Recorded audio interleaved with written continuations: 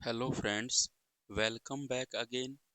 इस वीडियो के अंदर हम एचटेट टीजेटी साइंस जो 2019 में हुआ था उसमें जो फिजिक्स के क्वेश्चन थे उन्हीं के सॉल्यूशन को हम कंटिन्यू करेंगे।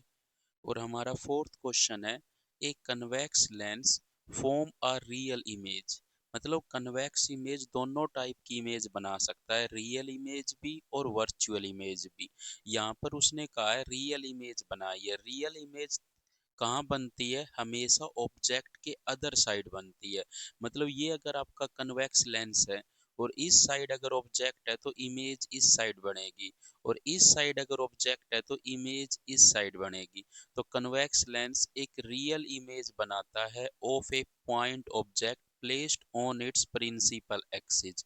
मतलब अगर कोई पॉइंट ऑब्जेक्ट प्रिंसिपल एक्सिस के ऊपर है तो उसकी हमें कैसी इमेज मिलेगी? रियल इमेज मिली है कन्वेक्स लेंस के द्वारा।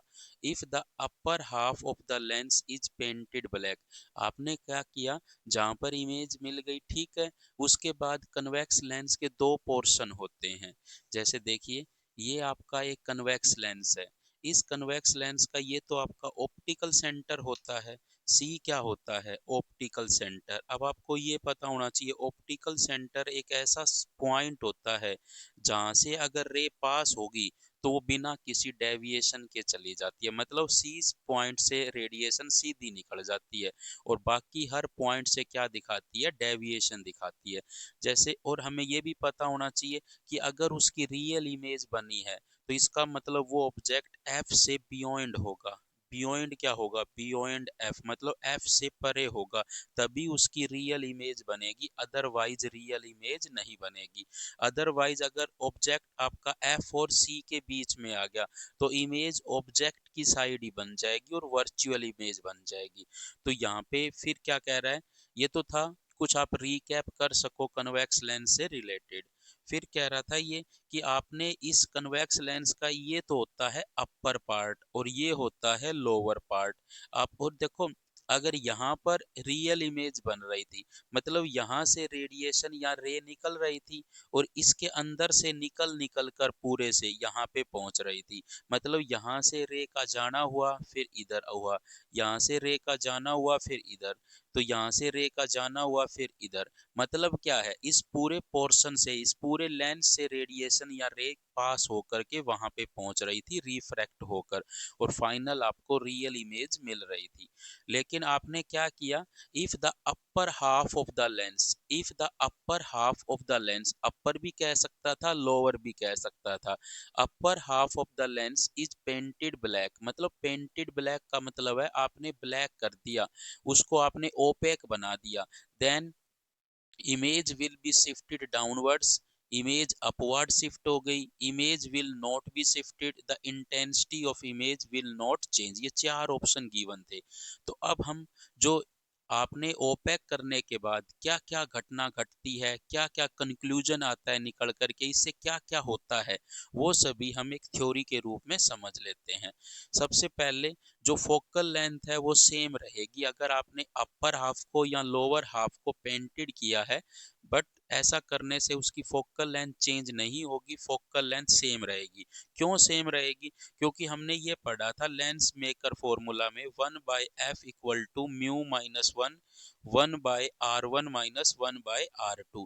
r1 और r2 तो क्या है? इसकी रेडियस ऑफ कर्वेचर, इसकी वो तो सेम रहेगी। रिफ्रैक्टिव इंडेक्स, अंदर लेंस का रिफ्रैक्टिव इंडेक्स भी सेम रहेगा। सो जो इसकी फोकल लेंथ है वो क्या रहेगी? सेम। फोकल लेंथ चेंज नहीं होगी। तो सो फोकल लेंथ चेंज नहीं होगी तो 1/v - 1/u = 1/f होता है लेंस फॉर्मूला। ये क्या होता है आपका? Lens formula. और वो क्या था आपका? Lens maker formula. Lens maker formula. So आपका जो लेंस फॉर्मूला है, एफ नहीं चेंज हुआ, यू नहीं चेंज हुआ, तो वी भी क्या होगा, चेंज नहीं होगा। सो हम कह सकते हैं कि इमेज विल नॉट शिफ्ट, मतलब इमेज शिफ्ट नहीं होगी, जहां पे बन रही थी वहीं पर ही बनेगी, सेम पोजीशन के ऊपर। ना ऊपर शिफ्ट हो, ना डाउनवर्ड शिफ्ट हो, ना अपवर्ड शिफ्ट हो, ना राइट में शिफ्ट हो, ना लेफ्ट में शिफ्ट हो। सिर्फ क्या है, इमेज सेम पोजीशन पे बनेगी और वहीं पर ही बनेगी। अपवर्ड शिफ्ट का मतलब प्रिंसिपल एक्सिस से ऊपर शिफ्ट हो जाए, नीचे शिफ्ट हो जाए, लेफ्ट में शिफ्ट हो जाए, राइट में शिफ्ट हो जाए, ऐसा नहीं होगा, सेम पोजीशन पर ही बनेगी। सिंस अब क्या था कि पहले जो सारी की सारी रे इसमें से भी निकल के यहाँ पे जा रही थी, इसमें से भी निकल के यहाँ पे जा रही थी, लेकिन अभी क्या होगा, ऊपर पोर्शन को ओपैक करने से सिर्फ जो रेज है वो इस लोअर पोर्शन से निकल के यहाँ पे जाएगी, और यहाँ से निकल के जाएगी तो हाफ ही जाएगी नियरली, और हाफ अगर जाएगी तो इसके पास जो है इंटेंसिटी क्या हो जाएगी, हाफ हो जाएगी इमेज की। तो since only half the rays are contributing to image formation, मतलब हाफ ही क्या करेगी, कंट्रीब्यूट करेगी इमेज के फॉर्मेशन में, as compare to previous situation. सही बात है, पहले क्या थी, सारी की सारी रेज कंट्रीब्यूट कर रही थी, अब हाफ करेगी, सो इंटेंसिटी क्या हो जाएगी, डिक्रीज हो जाएगी, नियरली हाफ हो जाएगी। मींस इमेज विल, मतलब ये स्टेटमेंट और ये सेम ही है। मतलब क्या था कि इन इमेज की आपको लो इंटेंसिटी मिलेगी क्योंकि less amount of light image बनाई है, since half of the lens is painted, क्योंकि हाफ पेंट कर दिया तो क्या होगा, आपकी जो हाफ जो लाइट अमाउंट ऑफ लाइट है वो इमेज बनाती है। तो सो यही था आपका कि इंटेंसिटी जो है वो डिक्रीज हो जाएगी इमेज की। इंटेंसिटी का मतलब ग्लो से होता है, जितना इमेज पहले ग्लो कर रही थी उतनी ग्लो नहीं कर पाएगी, धुंधली हो जाएगी थोड़ी सी। तो ये था इसका स्टेटमेंट या फिर कंक्लूजन, पेंट करने से क्या होगा।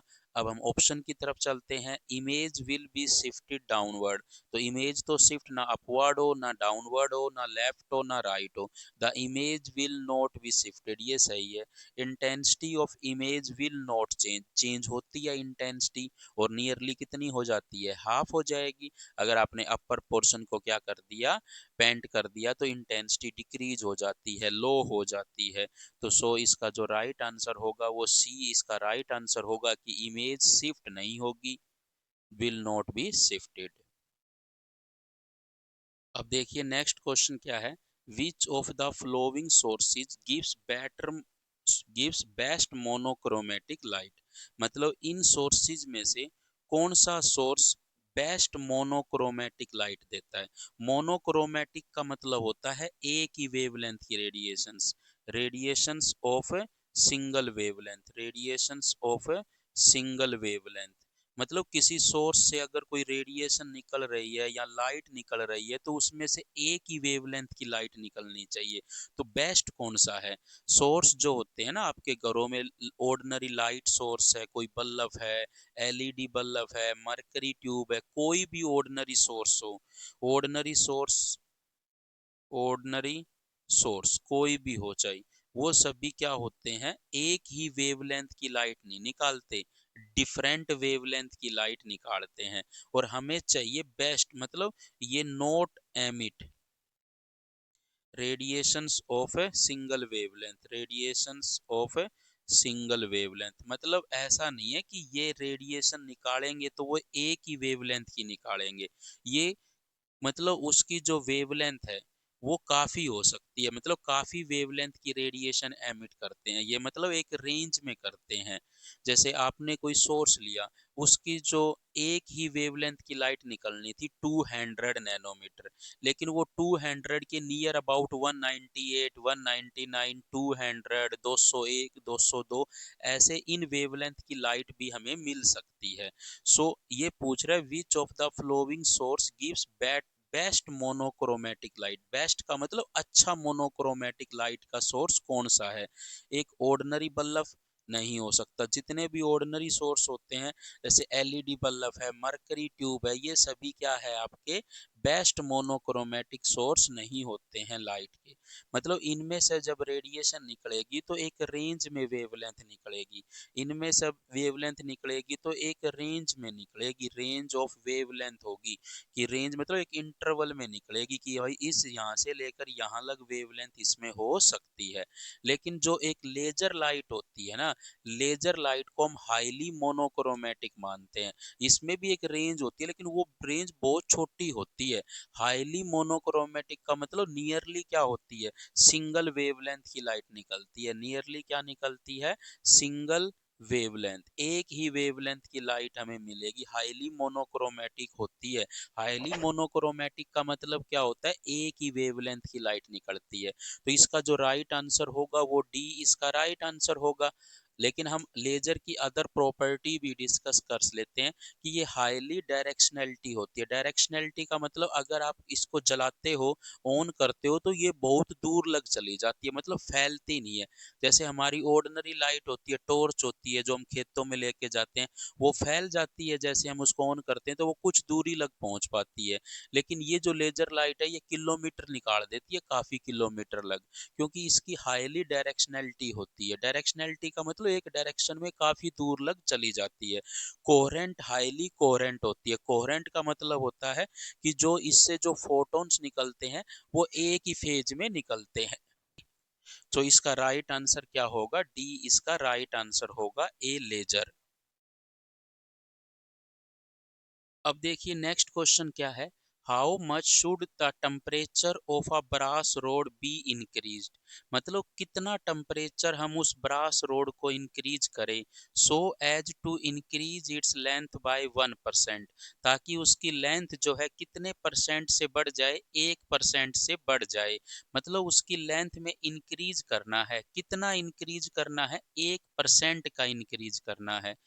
सो 1% का इंक्रीज करने के लिए ब्रास रोड का टेम्परेचर हमें कितना बढ़ाना पड़ेगा, कितना इंक्रीज करना पड़ेगा। शुरू में नहीं पता कितना है और फाइनल भी नहीं पता कितना है, लेकिन चेंज कितना करना पड़ेगा ये पूछ रहा है। फाइनल माइनस इनिशियल कितना हो जाएगा, ताकि उसकी लेंथ कितनी करनी पड़ जाए, 1% से इंक्रीज करनी पड़ जाए। तो गिवन क्या है, अल्फा दिया हुआ है ब्रास का 0.00002 पर डिग्री सेल्सियस। सो ये जो अल्फा होता है ब्रास का दिया हुआ है, तो अलग अलग मटेरियल का अलग अलग होता है। अल्फा होता है कोफिशिएंट ऑफ लीनियर एक्सपेंशन, जितना अल्फा कम होगा एक्सपेंशन उतना ही कम होगा, जितना अल्फा ज्यादा होगा उतना ही एक्सपेंशन मतलब उतना ही ज्यादा उसकी लेंथ इंक्रीज होगी। और अल्फा की जो यूनिट है पर डिग्री सेल्सियस है, तो डिग्री सेल्सियस इनवर्स भी हो सकती है या केल्विन इनवर्स भी हो सकती है। अगर आप टेम्परेचर को केल्विन में मेजर करके रखोगे तो केल्विन आ जाएगी, डिग्री सेल्सियस में करके रखोगे तो डिग्री सेल्सियस में आ जाएगी। तो ये जो क्वेश्चन है लीनियर एक्सपेंशन ऑफ सॉलिड पे था, जिसमें हम चेंज इन लेंथ किसके इक्वल लिखते हैं, L alpha delta T. Delta L क्या होता है, चेंज इन लेंथ होता है, और एल क्या होता है, इनिशियल लेंथ। इनिशियल मतलब स्टार्टिंग में लेंथ कितनी थी, और चेंज का मतलब final length minus initial length. तो ऊपर आपको चेंज आ गया, अगर आप इनिशियल वैल्यू से डिवाइड कर देते हो तो delta L change by initial क्या आ जाता है, फ्रैक्शनल चेंज आ जाता है लेंथ में। सो आपको डेल्टा एल बाय एल क्या आ जाएगा, फ्रैक्शनल चेंज आ जाएगा लेंथ में, और वो किसके इक्वल आएगा, अल्फा डेल्टा टी। और अगर आप फ्रैक्शनल चेंज को 100 से मल्टीप्लाई कर देते हो तो ये परसेंटेज में चेंज आ जाएगा लेंथ में। तो अगर आपको फ्रैक्शनल चेंज पता है और आप उसको 100 से मल्टीप्लाई करते हो तो ये परसेंटेज चेंज आ जाएगा, किसके अंदर आ जाएगा, लेंथ में कितना परसेंट चेंज हुआ है। और अगर हम इससे ये बनाए तो हम दोनों साइड क्या कर देते हैं, 100 से मल्टीप्लाई कर देते हैं। तो डेल्टा एल बाय एल को 100 से मल्टीप्लाई किया तो यही आ जाएगा परसेंटेज चेंज। और अल्फा डेल्टा टी को 100 से कर दिया। तो ये आपको परसेंटेज चेंज दे दिया, इसका मतलब जो परसेंटेज इंक्रीज हुआ है वो वैल्यू यहाँ पे रख देंगे और इसके इक्वल करके हम डेल्टा टी निकाल लेंगे। हमें फाइनली क्या निकालना है, डेल्टा टी। अगर वो इस क्वेश्चन में परसेंटेज चेंज न देके आपसे फ्रैक्शनल चेंज भी दे सकता था, और अगर वो आपको फ्रैक्शनल चेंज देता तो हम क्या करते, यहाँ पर वो फ्रैक्शनल चेंज की वैल्यू रख देते। यहाँ पे परसेंटेज चेंज गिवन है तो परसेंटेज चेंज की वैल्यू यहाँ पे रख देंगे। सो हमारा वन, जो हमें लेंथ में जो इंक्रीमेंट दे रखा है, कितना परसेंट दे रखा था, 1%। तो 1 हमने यहाँ पे रख दिया, equal to alpha delta T into 100। तो ये डेल्टा टी किसके बराबर आ जाएगा, 1/अल्फा गुणा में 100। डेल्टा टी तो इधर ही रखा, अल्फा नीचे ले गए, 100 नीचे ले गए, तो 1 अल्फा किसके इक्वल था, 0.00002 और इनटू में 100, और ये पर डिग्री सेल्सियस था तो change in temperature degree Celsius में आ जाएगा। और इसको अगर हम 1 2 3 4 5, तो ये 5 जीरो ऊपर चली जाएगी, 3 4 5/2 गुणा में 100, तो 2 जीरो से 2 जीरो कट गई, तो 1000/2, तो ये कितना आ गया, 500 डिग्री सेल्सियस आ गया। तो कितना चेंज करना पड़ेगा टेम्परेचर में, डेल्टा टी कितना आ जाएगा, 500 डिग्री सेल्सियस आ जाएगा।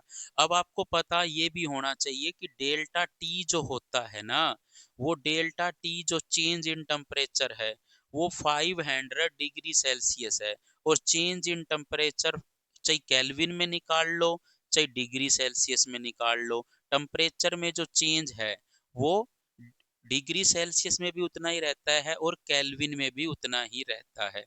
मीन्स आप क्या कह सकते हो कि आपने दो टेम्परेचर का डिफरेंस लिया, उसमें वो दोनों डिग्री सेल्सियस में होंगे तो भी वही आंसर आएगा, और उनमें अगर आप 273 ऐड करके डिफरेंस करोगे तो भी वही आंसर आएगा। मतलब इसका जो आंसर है वो 500 डिग्री सेल्सियस भी हो सकता था और 500 डिग्री केल्विन भी हो सकता था। सो अगर हम इसके राइट आंसर की तरफ जाए तो ए और बी नहीं हो सकता था, लेकिन सी भी इसका राइट आंसर हम टिक कर सकते थे और डी भी। लेकिन हमें ये जो कैलकुलेशन है डिग्री सेल्सियस में गिवन थी, तो हम प्रीफर करेंगे कि इसको हम टिक करें। लेकिन अगर ये मल्टीपल चॉइस क्वेश्चन होता तो इसका सी आंसर भी हम कर सकते थे, और सी भी इसका एक्यूरेट आंसर है, तो इसका ऑप्शन सी एंड डी दोनों ही गिवन होंगे मे बी आंसर की में। बट जो इसका आंसर गिवन है आंसर की में, वो डी ही गिवन है, 500 डिग्री सेल्सियस। तो ये हम इसको प्रीफर इसलिए कर रहे हैं क्योंकि अल्फा की वैल्यू डिग्री सेल्सियस में आपको गिवन है, तो ये आप चेंज इन टेम्परेचर जो डिफरेंस निकालोगे वो डिग्री सेल्सियस में आएगा। लेकिन अगर आप वही डिफरेंस अगर केल्विन में निकालते तो भी सेम ही आता। सो हम डेल्टा टी अगर 500 डिग्री सेल्सियस गिवन है, तो इसको अगर आप केल्विन में कन्वर्ट करते हो तो 500 केल्विन ही आता है, तो इसका आंसर सी और डी दोनों हो सकते थे। लेकिन आंसर की में सिर्फ डी गिवन है, वो इसलिए गिवन है क्योंकि अल्फा डिग्री सेल्सियस में था तो उन्होंने आंसर को भी डिग्री सेल्सियस में ठीक माना। अब देखिए नेक्स्ट क्वेश्चन क्या है, 6 lead acid type of secondary cells each of EMF 2 volt and internal resistance 0.015 ohm. मतलब 6 लेड एसिड टाइप के कोई सेल है, हर एक की जो ईएमएफ है ई वो कितनी है, 2 वोल्ट है, और हर एक की जो इंटरनल रेजिस्टेंस है आर वो 0.15 ओम है।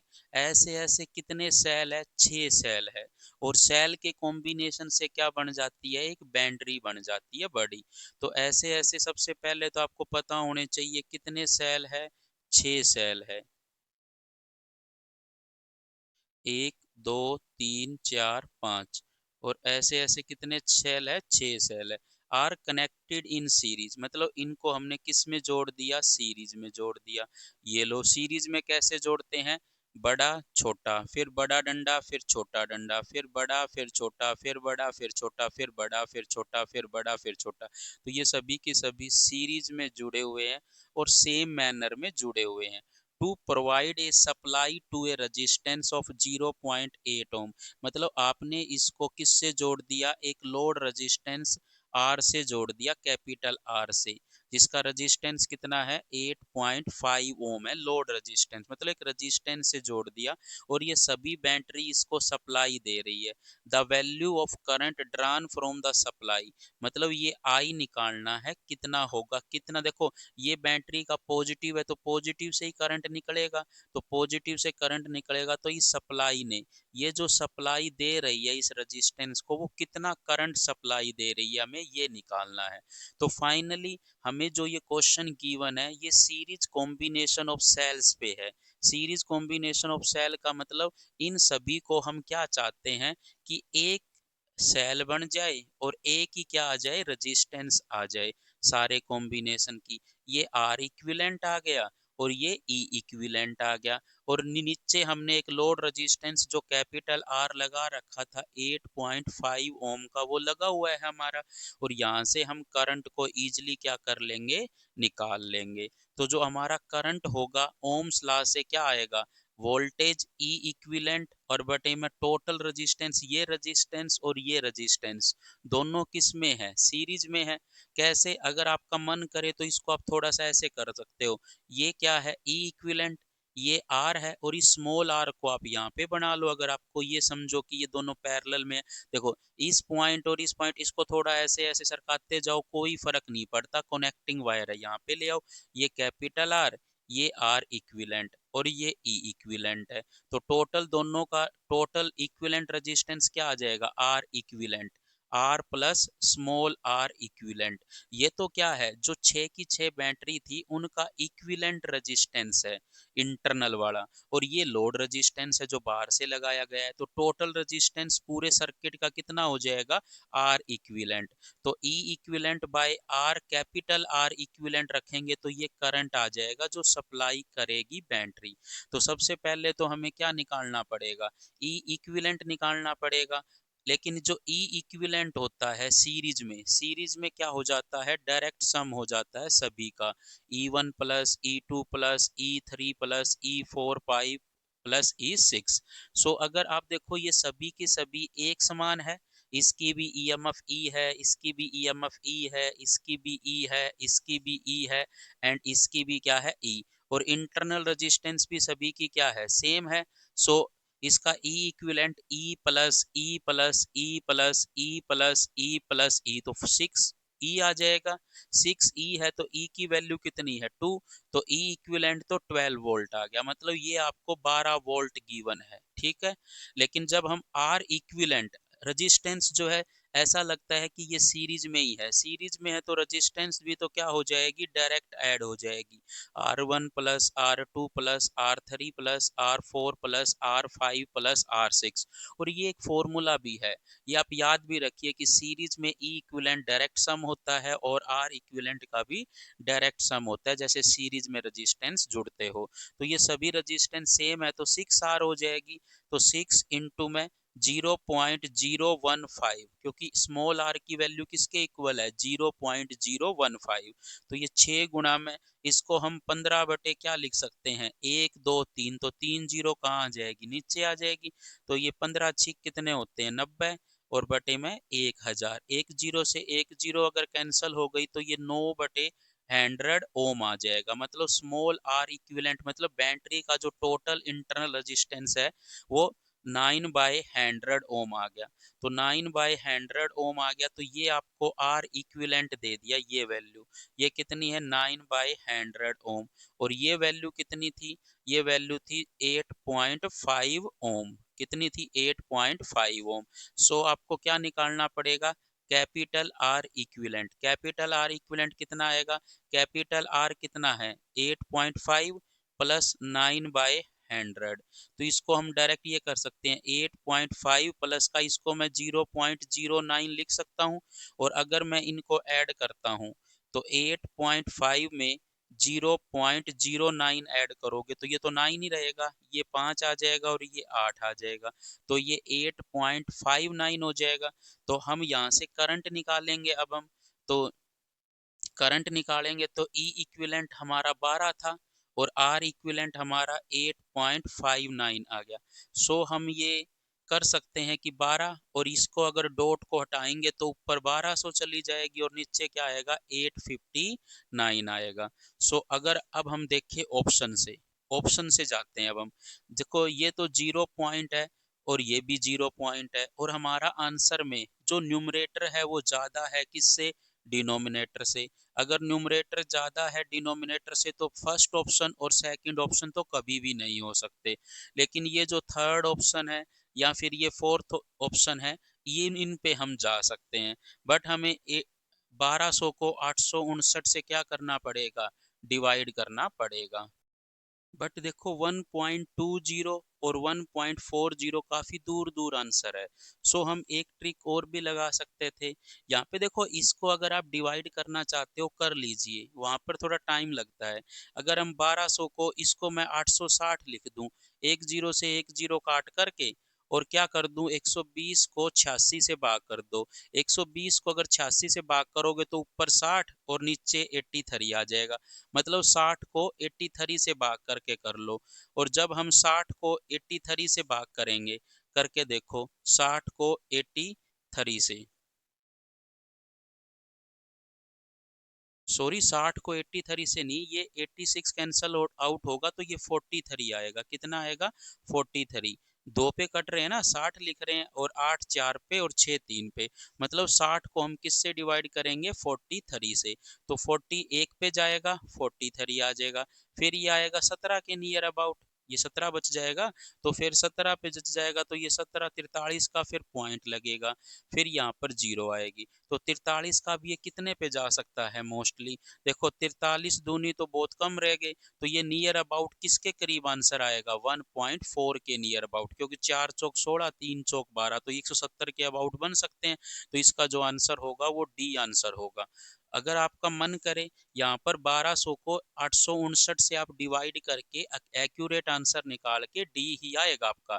लेकिन मैंने क्या किया, कैलकुलेशन को इजी बनाने के लिए इसको नियर अबाउट 860 लिख लिया, जीरो से जीरो कैंसिल आउट कर ली, 120 बटे 86 आ गया, और इसको 2 से डिवाइड किया तो ऊपर तो 60 बच गया, नीचे 43 बच गया था।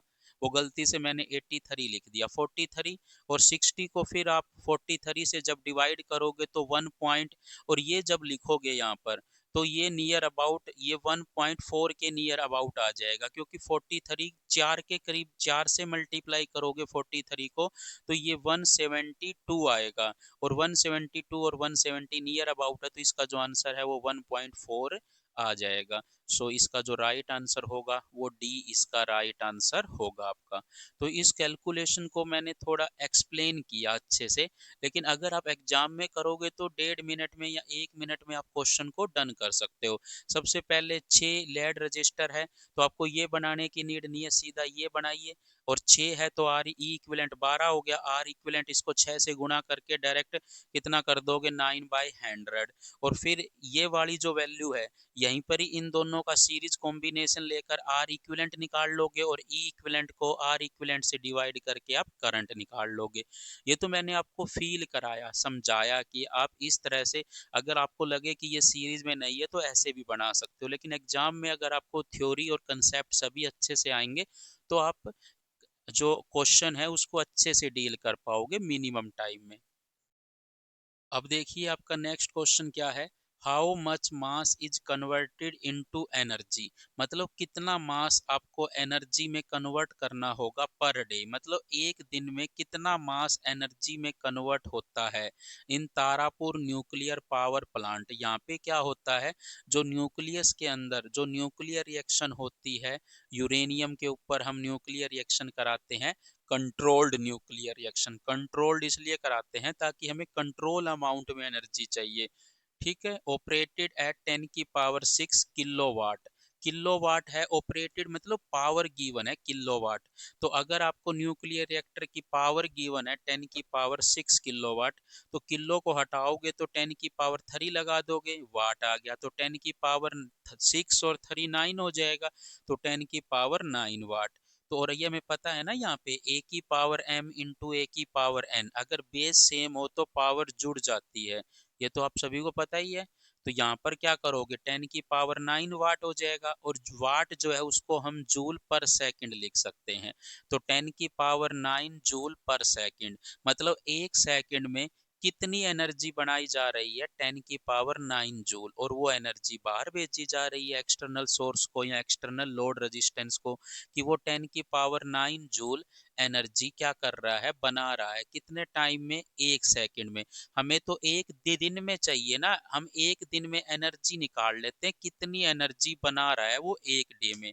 तो अगर हम कहें एनर्जी ऑब्टेन इन 1 सेकेंड, कि एक सेकंड में कितनी एनर्जी ऑब्टेन हो रही है उससे, 10 की पावर 9 जूल। तो एनर्जी ऑब्टेन इन 1 डे, पर डे का मतलब एक दिन की बात कर रहा है ना वो, तो एक दिन में कितना होगा, 10 की पावर 9 इंटू में 1 डे, यही चीज आएगी। एक दिन में करना हो तो 10 की पावर 9 को एक दिन का मतलब 24 घंटे आ गए, और 24 घंटे जो है देखो, ये 10 जूल पर सेकंड गिवन है, कि 10 एक सेकंड में कितनी एनर्जी ऑब्टेन करेगा, 10 जूल। एक दिन में कितनी करेगा, एक दिन में कितनी सेकंड होती है वो निकालोगे ना आप सबसे पहले। तो एक डे, तो इसको आप जूल पर सेकंड लिखते, तो वो सेकंड इस सेकंड से कैंसल आउट हो जाएगा, और हमारा आंसर किस में बच जाएगा, सिर्फ जूल में। तो अगर हम ये सेकंड यहाँ पे ना लगाएं, तो इससे भी आप समझ सकते हो कि 1 सेकंड में कितनी एनर्जी ऑब्टेन हो रही है, 10 की पावर 9 जूल की। तो पर सेकंड का मतलब ये था कि एक सेकंड में एनर्जी कितनी ऑब्टेन हो रही है। और 1 डे में पूछे तो एक सेकंड में ऊपर है, तो इसको भी तो आपको सेकंड में लिखना पड़ेगा, ताकि सेकंड से सेकंड क्या हो जाए, कैंसल आउट। तो 1 डे को सेकंड में कैसे कन्वर्ट करोगे, वन को, एक दिन में 24 घंटे होते हैं, एक घंटे में 60 मिनट होती है, और 1 मिनट में 60 सेकंड होती है। तो ये आपका कितना आ जाएगा फिर, ये 24 गुणा में 36, और 2 जीरो ये, और 10 की पावर 9, तो 10 की पावर 11 जूल हो गई। मतलब एक दिन में कितनी एनर्जी वो बना के दे रहा है, इतनी एनर्जी वो बना के दे रहा है। 24 गुणा में 36 गुणा में 10 की पावर 11 जूल एनर्जी एक दिन में हमें मिल रही है उससे। तो वो कैसे मिलती है, न्यूक्लियर रिएक्टर में मास किस में कन्वर्ट होता है, एनर्जी में। और एनर्जी किसके बराबर होती है, डेल्टा एम इंटू में सी स्क्वायर, या एम इंटू सी स्क्वायर भी तो लिख सकते हैं ना, एम इंटू सी स्क्वायर। एम क्या है, मास है, कि कितना मास कन्वर्ट हुआ है किसमें, एनर्जी में। तो यहाँ पर एम किसके इक्वल आ जाएगा, ई बाय सी स्क्वायर। तो ई कितना है आपका, एनर्जी तो आपको गिवन ही है, एक डे में कितनी एनर्जी चाहिए, इतनी। तो वो मास देखना पड़ेगा, कितना मास कन्वर्ट हुआ होगा। तो 24 गुणा में 36 गुणा में 10 की पावर 11, और सी की वैल्यू होती है 3 गुणा 10 की पावर 8, और उसका क्या गिवन है, स्क्वायर है यहाँ पे। तो यहाँ पे अरे सी क्या होता है, speed of light in vacuum, speed of light in vacuum. तो speed of light in vacuum है, तो सी की वैल्यू कितनी है, 3 × 10⁸ होती है वैक्यूम के अंदर। तो ये आप यहाँ पे यूज करोगे, तो ये किसके इक्वल आ जाएगा, 24 गुणा में 36 गुणा में 10 की पावर 11। और ये जो मास है देखो, ये भी एसआई यूनिट में, ये भी एसआई यूनिट में, तो मास की यूनिट क्या होगी, किलोग्राम होगी। और बाय 3 की पावर 2 9, और 10 की पावर 8 16 हो जाएगी। 9 चौक 36, ये तो कट गया। तो 24 चौके कितने होते हैं, 96 होते हैं, कितने होते हैं, 96। इंटू में ये 10 की पावर 11 है, सॉरी 16 है, ये 10 की पावर 11 है। तो ऊपर 10 की पावर कितनी बच जाएगी, -5 किलोग्राम। लेकिन ये आंसर आ गया 96 इंटू 10 की पावर -5 किलोग्राम। अब देखो आपको जो आंसर है वो ग्राम में गिवन है, और ये जो 96 है आस ये आंसर होगा। देखो इस आंसर को हम निकाल सकते हैं, लेकिन आप कैलकुलेशन क्यों कर रहे हो आगे, जब 96 किसी में भी नहीं है ग्राम में, इसमें है सिर्फ, तो इसका राइट आंसर हम डी को टिक कर सकते हैं इजिली। लेकिन इसको भी निकाल लेते हैं ग्राम में। 96 इंटू 10 की पावर -5 इंटू किलोग्राम को ग्राम में कैसे करते हैं, 10 की पावर 3 लिखकर। तो ये 96 गुणा में 10 की पावर, ये -2 रह जाएगी, और -2 है तो नीचे 100 आ जाएगा ग्राम। तो ये 0.96 ग्राम हो जाएगा। मतलब इतना मास जब कन्वर्ट हुआ होगा एक दिन में, मतलब इतना मास जब कन्वर्ट हुआ होगा, तो इतनी एनर्जी हमें मिली होगी। तो एक दिन में कितना मास कन्वर्ट हुआ होगा, इतना मास एक दिन में कन्वर्ट हुआ होगा, तब जाके आपको एक दिन में इतनी एनर्जी मिली होगी। तो सोच कर देखिए कितना कम मास है और हमें कितनी ज्यादा एनर्जी मिल रही है। वो इसलिए मिल रही है क्योंकि सी की वैल्यू बहुत ज्यादा होती है और उसका स्क्वायर और भी ज्यादा होता है, इसलिए थोड़ा सा मास हमें ज्यादा एनर्जी दे देता है। इसलिए गवर्नमेंट जो है न्यूक्लियर पावर प्लांट लगा रही है ताकि आपको कम मास कन्वर्ट करे, आपको ज्यादा क्या मिले, एनर्जी मिले, और उसका हम यूज इलेक्ट्रिसिटी में कर सकते हैं। जैसे हमारे हरियाणा में गोरखपुर न्यूक्लियर पावर प्लांट लगा है, गोरखपुर के अंदर, वहां पे क्या होता है, न्यूक्लियर रिएक्शंस होती है और उससे हमें इलेक्ट्रिसिटी मिलती है। और जो गोरखपुर है ये बुन्ना के पास ही तो है, यहाँ पर फतेहाबाद, ये मतलब गोरखपुर इसी साइड है जहाँ पर मंदिर भी है गोरखनाथ का, तो वहां पर भी एक न्यूक्लियर पावर प्लांट आपका लगा है। So thank you for watching this video. अगर वीडियो अच्छी लगी तो please like share and subscribe जरूर करें।